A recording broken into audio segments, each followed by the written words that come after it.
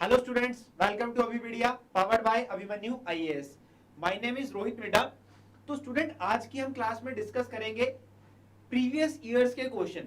तो previous years अगर मैं पिछले वर्ष की बात करूं, अगर मैं पिछले साल की बात करूं, तो पिछले साल एसएससी के एग्जाम में, जनरली सीपीओ के एग्जाम में जो क्वेश्चन पूछे गए, ठीक है, that is of static awareness, static GK को लेके जो क्वेश्चन पूछे गए, आज हम उसको डिस्कस करने वाले हैं. तो बेसिकली किस तरह के क्वेश्चन पूछे जाते हैं, क्योंकि ये स्टैटिक के क्वेश्चन तो भैया रिपीट होते हैं, रेपिटेशन पे ही आते हैं. ठीक है, एसएससी को नए क्वेश्चन निकाल के नहीं लाने वाला, इन्हीं क्वेश्चंस को वो रिपीट करता है, फर्दर उन्हीं को आगे लेके आता है. तो आज उन्हीं क्वेश्चंस को, कुछ बहुत ही इंपॉर्टेंट क्वेश्चंस है ये, तो इन्हीं कुछ इंपॉर्टेंट क्वेश्चंस को आज हम डिस्कस करेंगे आज के हमारे सेशन में. तो जल्दी से शेयर कर दो और ज्वाइन कर लो क्लास को जल्दी से जल्दी. हेलो एवरीवन, हेलो, सत श्री अकाल कंवरपाल जी, हाय मुकेश. चले शेयर कर दो जल्दी से जल्दी ताकि हम स्टार्ट कर सके हमारी आज की क्लास. एंड प्रीवियस क्लास में अगर आपको कोई डाउट है, कोई कंफ्यूजन है, तो प्लीज आप पूछ सकते हो, कोई इशू नहीं है, किसी भी तरह का कोई भी इशू आप पूछ सकते हो. कोई भी अगर आपको दिक्कत आ रही है तो क्लियर, कोई भी अगर आपको दिक्कत आ रही है तो आप पूछ सकते हो. तो बढ़ते हैं हमारी क्लास की तरफ, स्टार्ट करते हैं हमारा आज की क्लास इंपॉर्टेंट क्वेश्चंस के साथ. तो ये रहा पहला क्वेश्चन आपकी स्क्रीन के ऊपर. सुभाष चंद्र बोस जी का बर्थ प्लेस, इनका जन्म स्थान कहां पे है? सुभाष चंद्र बोस. तो सुभाष चंद्र बोस जी का जन्म कहां पे हुआ था ये आपको बताना है. ये क्वेश्चन पिछले वर्ष एसएससी सीपीओ के एग्जाम में पूछा गया था. क्लियर. तो यहाँ पे मैंने जो क्वेश्चन रखे हैं, यहाँ पे मैंने वही क्वेश्चन रखे हैं जो पहले एग्जाम में पूछे जा चुके हैं. ठीक है, क्योंकि ये बातें आपको भी पता है कि अब सुभाष चंद्र बोस का जन्म जहां पे हुआ वहीं पे हुआ, बदलने वाला तो है नहीं. It's a static GK. तो स्टैटिक जीके को लेके जो क्वेश्चन होते हैं ये रेपिटेशन में ही आते हैं, यही क्वेश्चन दोबारा पूछे जाने वाले हैं, यही क्वेश्चन आगे फर्दर एग्जाम में भी आएंगे. तो आपको बताना है सुभाष चंद्र बोस जी का जन्म कहां पे हुआ था. क्या पटना में हुआ था, कोलकाता में हुआ था, कटक में हुआ था, या फिर हजारीबाग में हुआ था, ये आपको बताना है. एंड ऑप्शंस को मैंने हिंदी में कन्वर्ट नहीं किया, बट आपका जो क्वेश्चन है वो हिंदी में जरूर आपको मिलने वाला है. तो क्वेश्चन क्या भैया, क्वेश्चन है सुभाष चंद्र बोस जी का जन्म कहां पे हुआ. जल्दी से आंसर करिए. अगर आंसर आपको नहीं आता, अगर आपको आंसर नहीं आता तो चैट बॉक्स में स्किप लिख दिया करो ताकि मुझे पता लगे और मैं जल्दी से जल्दी उसका आंसर बताऊं और हम टाइम वेस्ट ना करें. ठीक है, अगर आपको नहीं पता तो एक स्किप लिख दिया करो कि हमें नहीं आता. अपनी प्रेजेंस को शो करना बहुत जरूरी होता है, क्योंकि इससे क्या होता है, इससे हमारा कॉन्फिडेंस लेवल रेज होता है. ठीक है, इससे हमारी प्रेजेंस, जैसे हम हमारी प्रेजेंस शो करते हैं तो हमारा कॉन्फिडेंस लेवल अपने आप रेज होता जाता है. तो हमें बताना है क्या, सुभाष चंद्र बोस जी का जन्म स्थान. तो सुभाष चंद्र बोस जी का जन्म कहां हुआ था? इनका जन्म हुआ था ओडिशा में. ओडिशा में कहां? कटक. तो Cuttack is the right answer. Cuttack में बेसिकली क्या हुआ, Cuttack, that is the right answer, the birth place of Subhash Chandra Bose, Netaji Subhash Chandra Bose. तुम मुझे खून दो, मैं तुम्हें आजादी दूंगा. ठीक है, सबको पता है. कोई डाउट? कोई डाउट? चलिए आगे बढ़ते हैं. ये रहा अगला क्वेश्चन, करिए जल्दी से आंसर. ज्ञान सरस्वती टेम्पल, ज्ञान सरस्वती टेम्पल ये कहां पे है, ये आपको बताना है जल्दी से. ज्ञान सरस्वती टेम्पल दक्षिण भारत का एक टेम्पल है, तो ये किस प्लेस पे बसा हुआ है? क्लियर, जल्दी आपको बताना है. ज्ञान सरस्वती मंदिर कहां पे है? तो साउथ का एक बहुत बड़ा टेम्पल है ये ज्ञान सरस्वती मंदिर. तो बेसिकली कहां पे है, जल्दी से बताइए.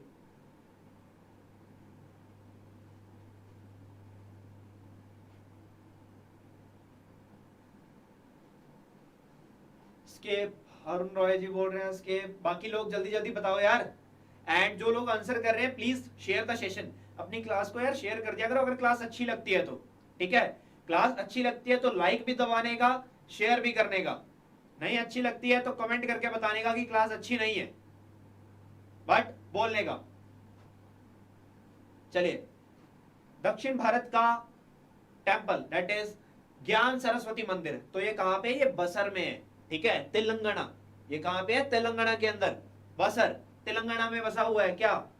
ज्ञान सरस्वती मंदिर. ज्ञान सरस्वती मंदिर कहां पे है? बसर में. बसर में कहा?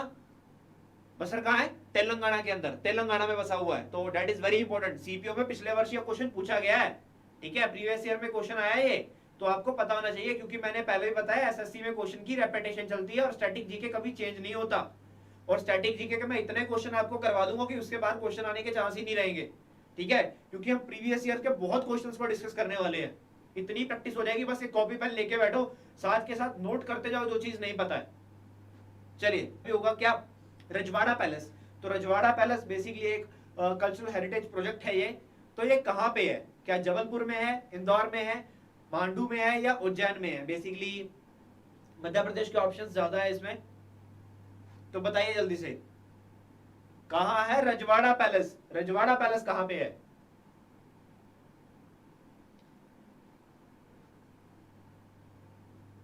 बताओ यार जल्दी से, जोश नहीं है लगता आज, चाय वाय नहीं पी के आए क्या? जोश जोश, अरे जाग जाओ यार, नींद से जागो, खाना वाना खाया, चाय वाय पी के आया करो। आंसर जल्दी से।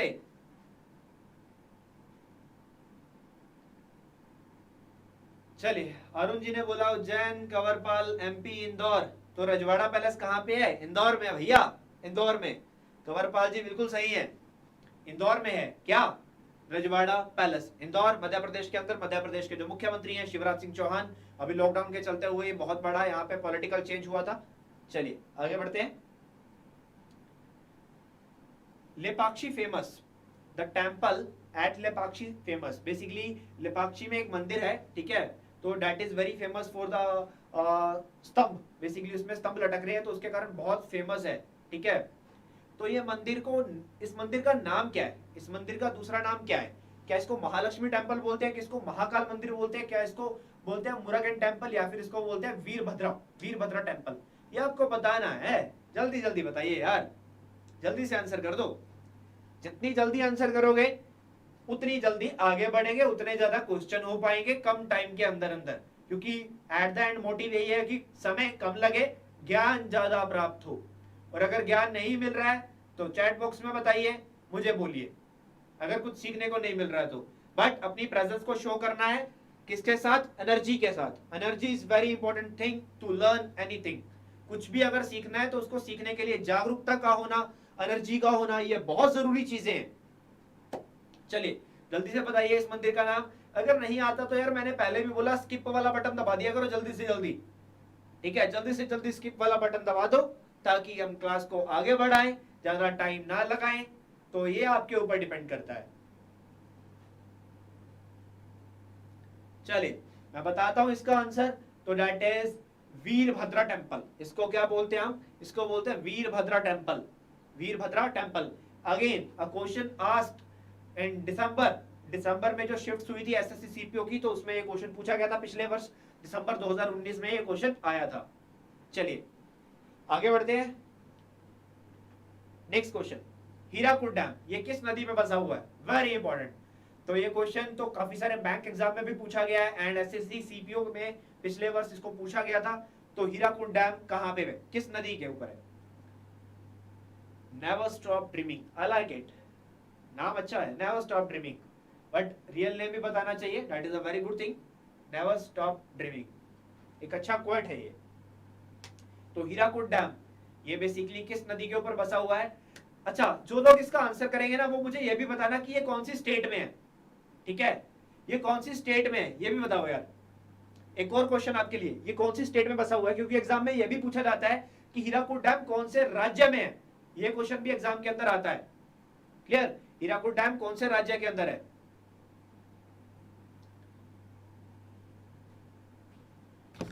तो यहाँ पे आई थिंक कोई टेक्निकल इशू आ रहा है, देख लेते हैं हम।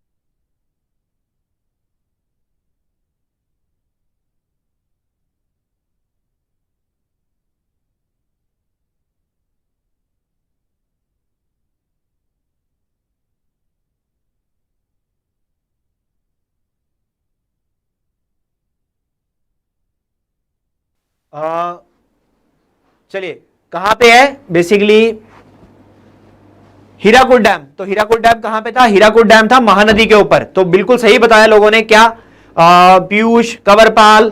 कहां पे? ओडिशा में। क्लियर? ओडिशा में। तो ओडिशा में है ये। क्या? यहां पे हमारे पास हीराकुड डैम। तो यार एक मिनट, थोड़ा सा टेक्निकल इश्यू आ रहा है।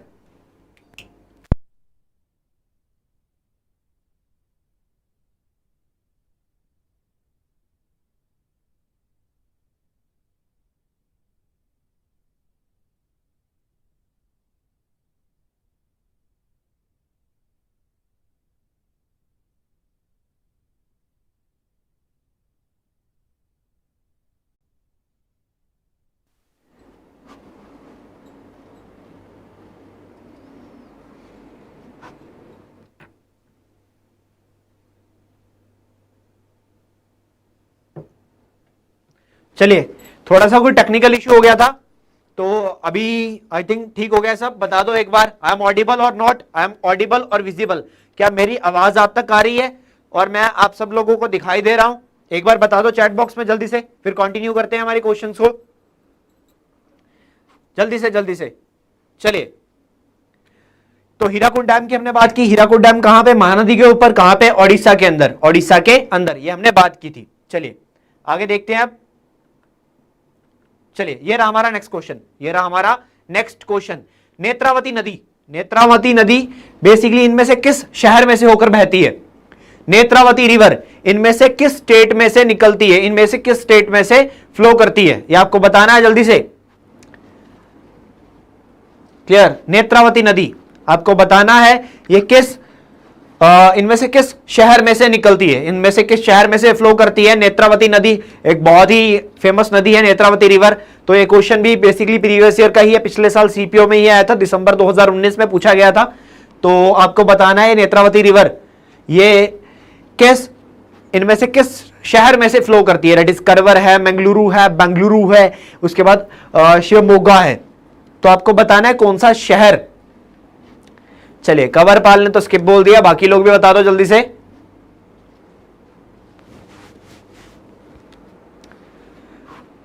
बाकी जल्दी जल्दी, फास्ट फास्ट बच्चों, फास्ट। जितना ज्यादा फास्ट करोगे उतना ज्यादा बेटर चलेगा। मैंने पहले भी बताया उतना फास्ट हम कर पाएंगे। तो नेत्रावती नदी आपको बताना है। तो नेत्रावती नदी किस शहर में से बहती है इनमें से? तो the city is Mangaluru. Mangaluru, Mangaluru. अब मंगलुरु कहां पे है? Mangaluru that is in Karnataka. Mangaluru कहां पे है? कर्नाटका में। बेंगलुरु भी कर्नाटका में है, मंगलुरु भी कर्नाटका में है। तो दोनों को ध्यान में रखना। It's a Mangaluru and Bengaluru, both is in Karnataka. दोनों ही कर्नाटका के अंदर है। क्लियर? क्लियर हो गया? Any doubt? किसी तरह का कोई डाउट बचा है? नेत्रावती नदी किस शहर से फ्लो करती है? That is Mangaluru which is in Karnataka. चलिए आगे बढ़ते हैं। ये रहा अगला क्वेश्चन। तुरी, बुंगल एंड पावा ये फोक म्यूजिकल इंस्ट्रूमेंट्स है। इनमें से किस राज्य के अंदर बेसिकली इनको यूज किया जाता है? The folk musical instruments of which of the following state? West Bengal है, पश्चिम बंगाल, उसके बाद कर्नाटका है, ओडिशा है, गुजरात है। तो आपको बताना है ये किस राज्य में इनको यूज किया जाता है। ये किस राज्य के यहां पे हमारे पास म्यूजिकल इंस्ट्रूमेंट्स हैं, फोक म्यूजिकल इंस्ट्रूमेंट्स? तुरी, बुंगल एंड पावा। जल्दी से बताइए ताकि आगे बढ़ सके। तो क्या पश्चिम बंगाल है, कर्नाटका है, उसके बाद हमारे पास ओडिशा है, गुजरात है? तो आंसर्स आने शुरू हो गए हमारे पास। बात कर लेते हैं आंसर की, देख लेते हैं आंसर्स को। चलिए, तो किस राज्य में पाए जाते हैं ये? दैट इज इन गुजरात। कौन से राज्य में पाए जाते हैं? गुजरात। तो गुजरात के अंदर basically Turi, Bungal and Pawa in folk musical instruments को यूज किया जाता है। क्लियर? तो again a previous year question. तो यहां से आपको आइडिया हो रहा है ना कि स्टैटिक जीके को लेके किस तरह के क्वेश्चन आते हैं एसएससी के एग्जाम में। ठीक है, अब यहां पे इसमें बहुत सारे क्वेश्चन हो सकते हैं कि आपको आते हो, बहुत सारे क्वेश्चन ऐसे हो सकते हैं कि आपको नहीं आते हैं। तो जो आपको नहीं आते हैं साथ में ही एक कॉपी पेन ले लो और उसको लिख लो स्टैटिक जीके ये चीज यहां पे, क्योंकि ये क्वेश्चन रेपिटेशन में आते हैं। मैं फिर से बता रहा हूं, जब आप पेपर देने बैठोगे, जब आप पेपर में होगे, तो आपको तब ध्यान में आएगा कि हाँ काश उस टाइम पे लिख लिया होता। ये फिर से वही क्वेश्चन रिपीट हो रहा है, क्योंकि क्वेश्चन पढ़ते ही हमारे माइंड में ये तो आ जाता है कि ये मैंने कहीं पढ़ा हुआ है। इतनी चीज तो आ जाती है अगर हमने कभी पहले देखा हो तो। और ये क्वेश्चन रेपिटेशन में आते ही आते हैं, क्योंकि ये स्टैटिक अवेयरनेस है, ये बदलती नहीं है। फिर से वही बात दोहरा रहा हूं मैं। चलिए आगे बढ़ते हैं। भारत के किस राज्य में स्वदेशी समुदाय द्वारा बनाया जाने वाला कैला पौध का फसल, यहां पे बेसिकली द फेस्टिवल ऑफ कैल पौध, इनमें से किस राज्य के अंदर हम ऑर्गेनाइज करते हैं कैला पौध फसल का जो फेस्टिवल है, that is harvest festival? Odisha, Madhya Pradesh, Jharkhand या फिर कर्नाटका, इनमें से किस राज्य के अंदर हम इसको ऑर्गेनाइज करते हैं?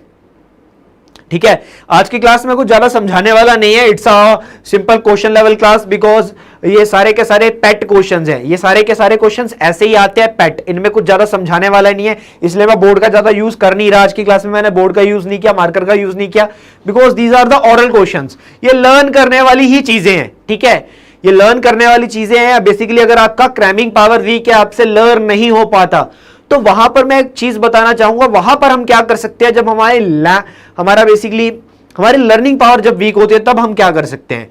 तो लर्निंग पावर को इंक्रीज करने के लिए हमें क्या करना चाहिए? हमें चीजों को कनेक्ट करना चाहिए, उनके बीच में रिलेशन बनाने चाहिए। ठीक है, उनके बीच में अगर हम रिलेशंस बनाएंगे, चीजों को अटैच करेंगे, कहीं से कहां से कहां उसको ले जाओ, ठीक है, कि ये भी वहां था, ये भी वहां था, ये भी यहां हो जाएगा, तो चीजों को अटैच करो, कनेक्ट करो, क्योंकि कनेक्शन जब माइंड में बनते हैं, जैसे होते हैं ना रिश्ते, ठीक है, रिश्ते होते हैं, वो मेरी बुआ, चाची, मम्मी, तो वो सारे हमें याद रहते हैं, फिर जैसे जैसे आगे आगे रिश्ते बनते जाते हैं। ठीक है, तो उसी रिश्तों की तरह इन चीजों में भी अगर हम कनेक्शन बनाएंगे, इनसे भी रिश्ते बनाएंगे, तो ये भी हमें याद होना शुरू हो जाएगा, फिर हम भूलेंगे नहीं। तो क्या होता है, जब हम एक चीज पढ़ेंगे तो हमारे माइंड में रिवीजन अपने आप ऑटोमेटिक आना शुरू हो जाता है। चलिए, अब तो ये कहां पे है? Kaila Podh festival, that is in Karnataka. ये कहां पे? कर्नाटका। चलिए आगे बढ़ते हैं। Very good, never stop dreaming. Sharma ji छाए हुए हैं। चलिए, और बहुत ही अच्छा क्वेश्चन है ये वाला, ग्लोबल गोलकीपर अवार्ड ये कौन सी ऑर्गेनाइजेशन देती है? ग्लोबल गोलकीपर अवार्ड ये कौन सी ऑर्गेनाइजेशन यहां पे देती है? Global goalkeeper award.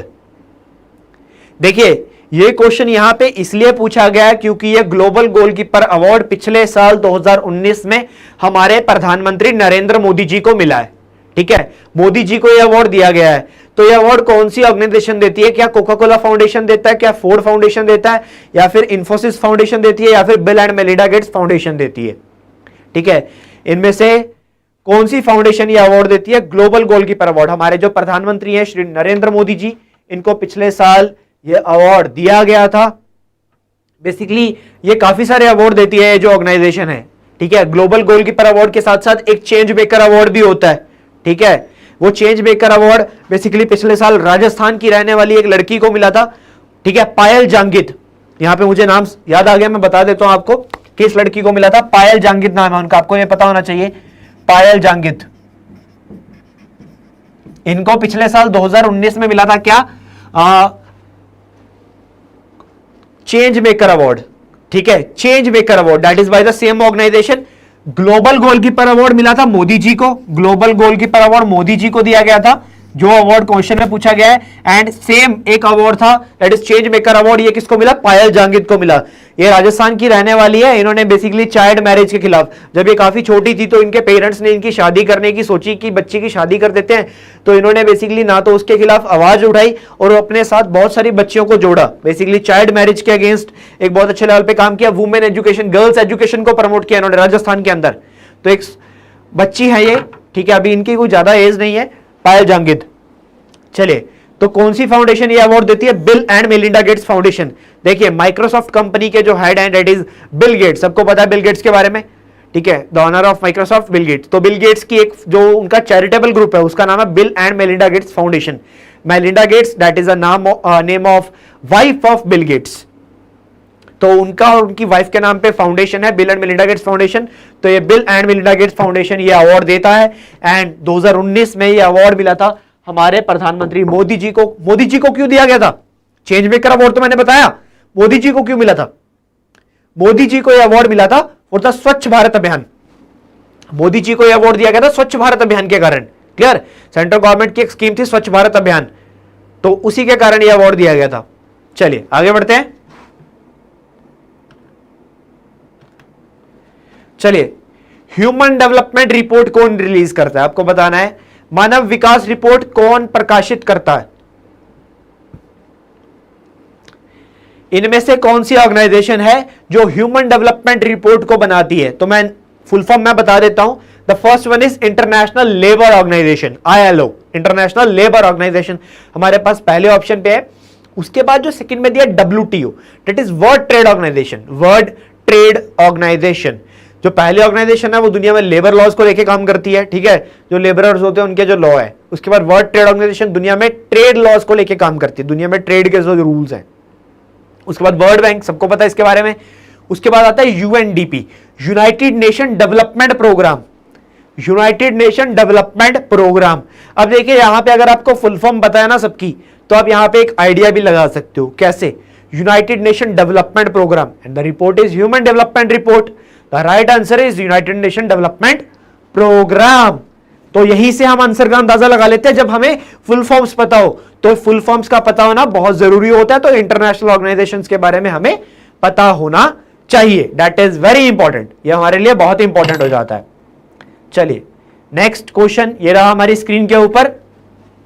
एक किताब, बहुत ही उम्दा किताब है, ये बहुत ही फेमस बुक है, the ministry of utmost happiness. The ministry of utmost happiness. तो इस किताब के लेखक या लेखिका कौन है? तो ऑप्शंस की अगर मैं बात करूं, झुंपा लाहिरी है, अमिताभ घोष है, अरुंधति रॉय है, अनीता देसाई है। राइटर्स, सारे के सारे राइटर्स।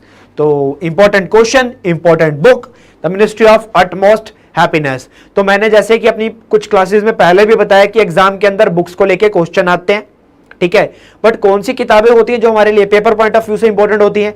जो किताब किसी फेमस राइटर ने लिखी हो, बुक को कोई अवार्ड मिला हो, किसी फेमस पर्सनालिटी ने लिखी हो, किसी फेमस पर्सनालिटी ने लॉन्च करा हो, या फिर किसी फेमस टॉपिक के ऊपर लिखी गई हो। ये किताबें पेपर पॉइंट ऑफ व्यू से इंपॉर्टेंट होती हैं। तो एक किताब है मिनिस्ट्री ऑफ अटमोस्ट हैप्पीनेस, इस किताब के लेखक। अब यहां पे मेरे पास आंसर तो आ रहे हैं। चलिए यहां पे मैं हिंट दे रहा हूं, it is a female writer, because ये इंडिया की one of the best female writers में काउंट होती है। The answer is Arundhati Roy. Arundhati Roy, one of the top most female writer of India, Arundhati Roy. चलिए नेक्स्ट बात करते हैं। क्लियर हो गया? कोई डाउट है?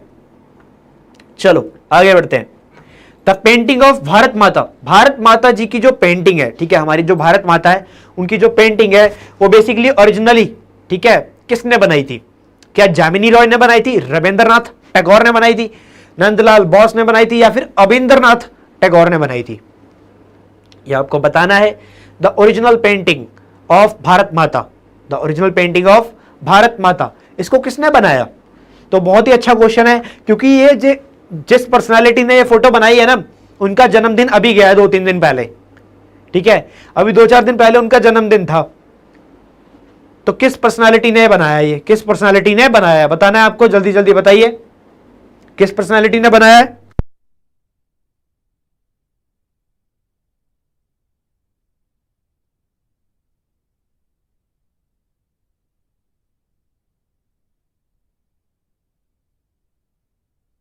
तो किसने बनाया भाई?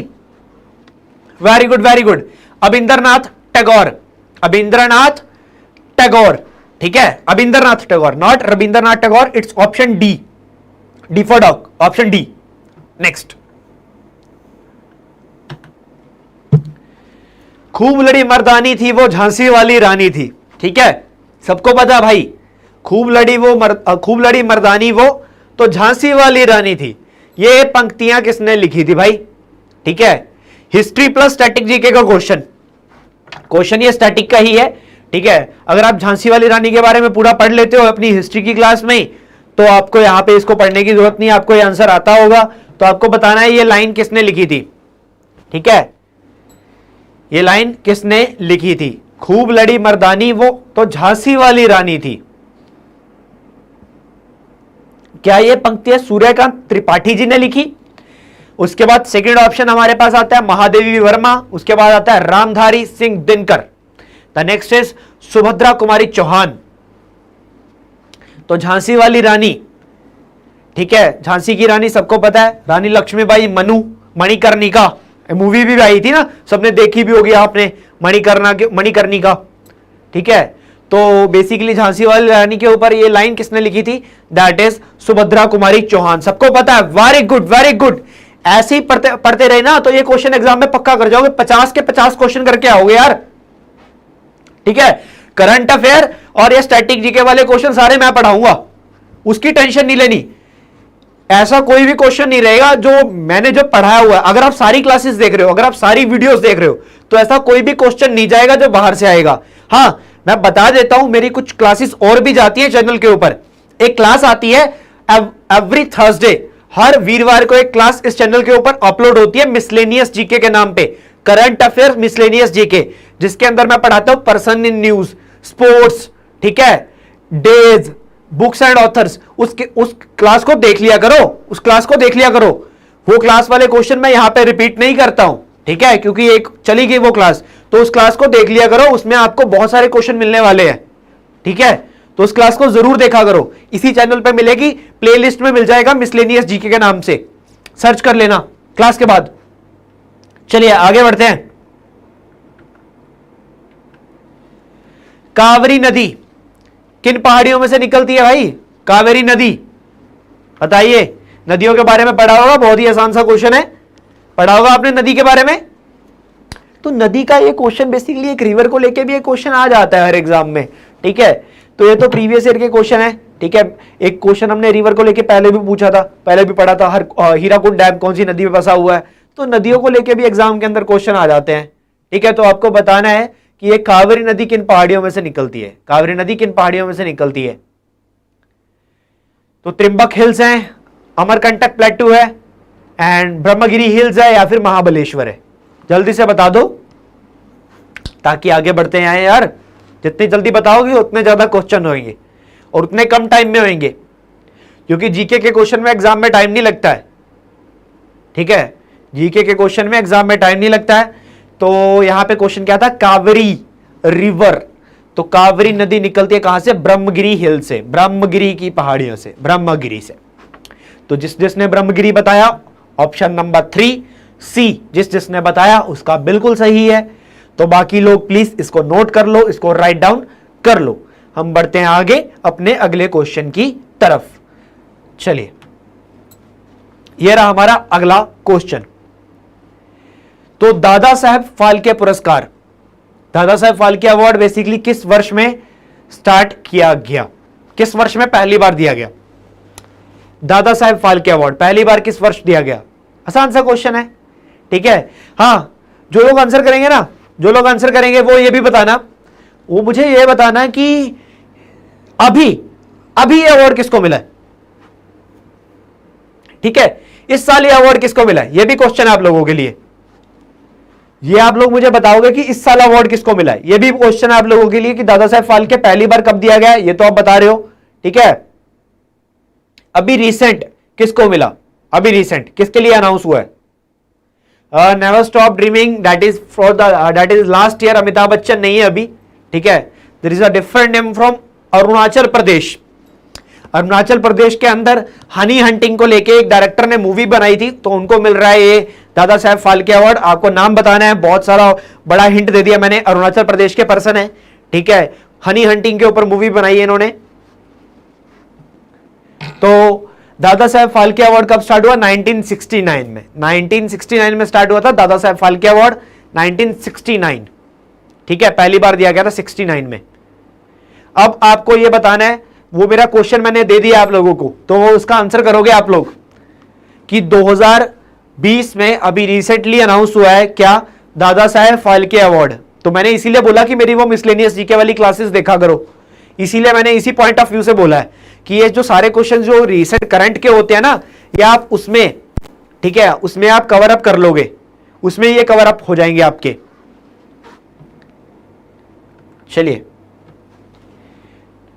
हिमालय पर्वतमाला में दैट इज बनिहाल पास बनिहाल पास इनमें से कहां पे सिचुएटेड है? बनिहाल पास कहां पे है? क्या जस्कर में है, पीर पंजाल में है, लद्दाख में है या ग्रेट हिमालयस में है? बताइए जल्दी से। Never stop dreaming, minus mark. कोई बात नहीं यार, एग्जाम में नहीं गलत होना चाहिए। यहां गलती कर दी तो अपनी गलती से सीखो, अपनी गलती को सुधारो कि यहां पे गलती कर दी, यहां पे नेगेटिव नहीं हो रहा है, ठीक है, वहां नेगेटिव होएगा, वहां माइनस जरूर होएगा, तो वहां पे सेम गलती नहीं करनी है, वहां पे हमें आता होना चाहिए, वहां पे हम ये वाली मिस्टेक नहीं करेंगे, ठीक है। यहां पे माफ है गलती। आपने अपना नाम भी बताया था, रियल में भूल गया, मैंने पढ़ा नहीं था तब, ठीक है, एक बार बता देना फिर से। तो यहां पे बनिहाल पास पूछा मैंने, बनिहाल पास, तो बनिहाल पास कहां पे है यार? बहुत ही आसान सा क्वेश्चन है, बनिहाल पास, बनिहाल पास। कवर पाल स्वैग जी, आपका आंसर गलत है। लो जी, पीयूष जी भी आ गए हैं, तो आंसर आते हुए हमारे सामने। तो क्या कहते हैं पीयूष जी? रूप कंवर। ओके ओके, अब याद रहेगा, रूप कंवर। तो बनिहाल पास कहां पे? पीर पंजाल। बनिहाल पास कहां पे था? पीर पंजाल में, पीर पंजाल। चलिए आगे बढ़ते हैं नेक्स्ट क्वेश्चन की तरफ। तो ये रहा अगला क्वेश्चन, इनमें से कौन सा बायोस्फीयर रिजर्व नहीं है? ठीक है, क्वेश्चन को ध्यान से पढ़ना, इनमें से कौन सा बायोस्फीयर रिजर्व नहीं है? भारत के अंदर जो बायोस्फीयर रिजर्व्स हैं उनमें, इनमें जो ऑप्शन में दिए हुए हैं, इनमें से कौन सा नहीं है, यह आपको बताना है। यही डिट्टो क्वेश्चन पिछले साल एसएससी के एग्जाम में पूछा गया। तो क्वेश्चन थोड़ा सा कंफ्यूजिंग है, टफ नहीं है। अगर आपने ये नाम पहले पढ़े हुए हैं तो आपको पता होना चाहिए ये क्या है, ये नेशनल पार्क है, ये वाइल्ड लाइफ सेंचुरीज हैं, या फिर ये बायोस्फीयर रिजर्व्स हैं। ऐसे क्वेश्चन इसीलिए आते हैं, ठीक है। तो इसीलिए आपको इंपॉर्टेंट जो बायोस्फीयर रिजर्व्स होते हैं या फिर जो national park, wild life sanctuary, ये सब आपको आता होना चाहिए, ठीक है, इसीलिए कहते हैं। चलिए जल्दी से बताइए, रंगेश का आंसर आया है, रूप कंवर जी ने तो स्किप कर दिया। बाकी कोई और बताना चाहता है तो बता दो, नहीं तो मैं बढ़ रहा हूं आगे अपने आंसर की तरफ। तो देखो यार, आपने कभी ना बेसिकली दच्छीगम का नाम सुना आपने? दच्छीगम क्या है? दच्छीगम इज ए नेशनल पार्क। कहां पे है? जम्मू एंड कश्मीर में है, दच्छीगम नेशनल पार्क है। तो यही पहले पे ही ऑप्शन पे आंसर हो जाता है। क्या दच्छीगम क्या है? दच्छीगम बायोस्फीयर रिजर्व नहीं है, क्योंकि हमें बताना है कि कौन सा बायोस्फीयर रिजर्व नहीं है। तो अगर मैं पहला ऑप्शन ही देखूंगा तो दैट इज दच्छीगम। दच्छीगम क्या है? National park. तो मेरा आंसर यहीं पे ही हो जाता है, मुझे फर्दर ऑप्शंस को देखने की जरूरत ही नहीं है, पहले ऑप्शन ने मेरा आंसर कर दिया। तो Dachigam that is a right answer, क्योंकि ये नेशनल पार्क है। हमें बताना था इनमें से कौन सा बायोस्फीयर रिजर्व नहीं है, तो मतलब बाकी के सारे बायोस्फीयर रिजर्व हैं। चलिए आगे बढ़ते हैं। Amar Sonar Bangla, that is a national anthem of Bangladesh. तो बांग्लादेश का नेशनल एंथम किसने लिखा भाई? ये भी बता दो। भारत का तो आपको पता है, ठीक है, बांग्लादेश का किसने लिखा? बांग्लादेश का किसने लिखा? बांग्लादेश का जो हमारा नेशनल एंथम है वो किसने लिखा है, ये आपको बताना है। जल्दी से जल्दी बता दो।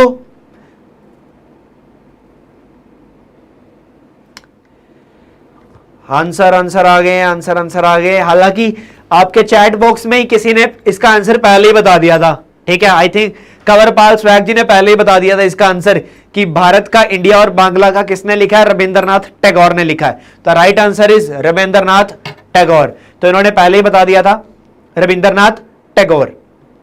चलिए ये रहा अगला क्वेश्चन। एशिया का तीसरा सबसे ज्यादा जनसंख्या वाला देश, ठीक है, इनमें से कौन सा देश? That is the most populated, third most populated country in Asia, ठीक है, third most populated country in Asia, third most population country in Asia. चलिए पहली दो की बात कर लेते हैं भाई। पहली दो कौन है?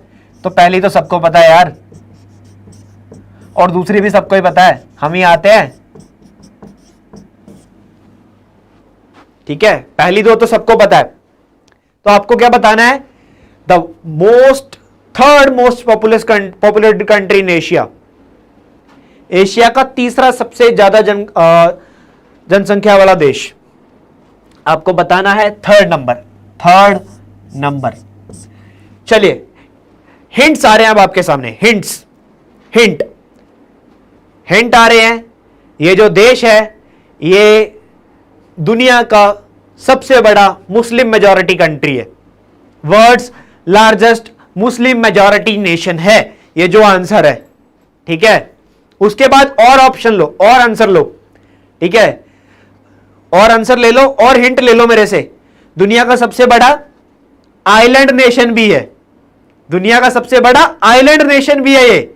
अब सबके आंसर बदलने लग गए ना, सबने आंसर बदल लिया। जैसे मैंने बोला दुनिया का सबसे बड़ा मुस्लिम मेजॉरिटी कंट्री है, ठीक है, अब जब मैंने अगला हिंट दे दिया फिर से सबके आंसर बदलेंगे। क्या ये दुनिया का सबसे बड़ा आइलैंड कंट्री भी है? तो आप बदल लो आंसर, फिर से बता दो। The right answer is Indonesia.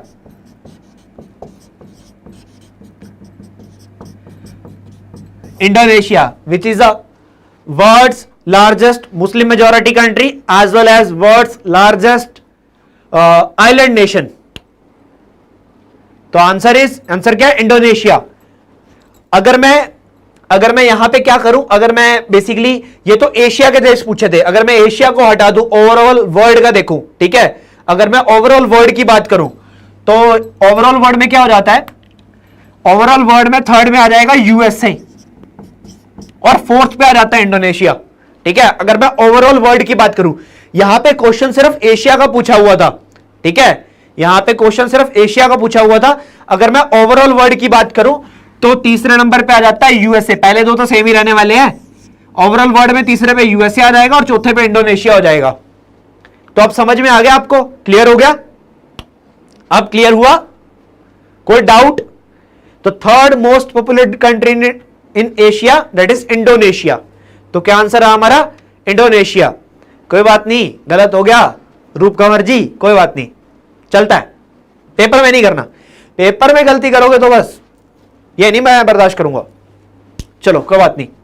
Next question,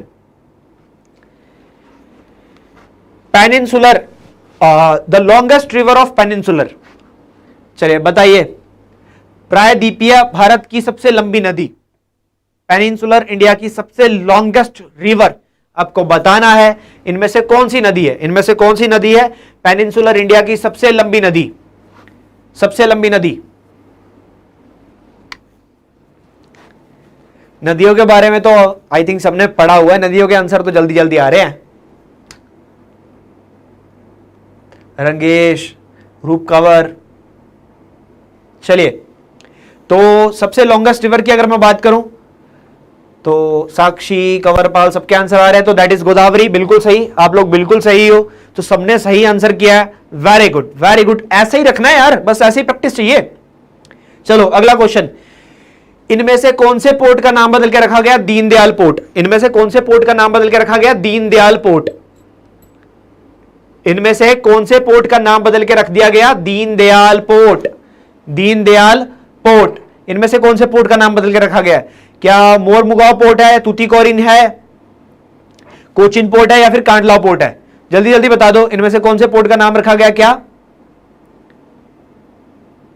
Deendayal port.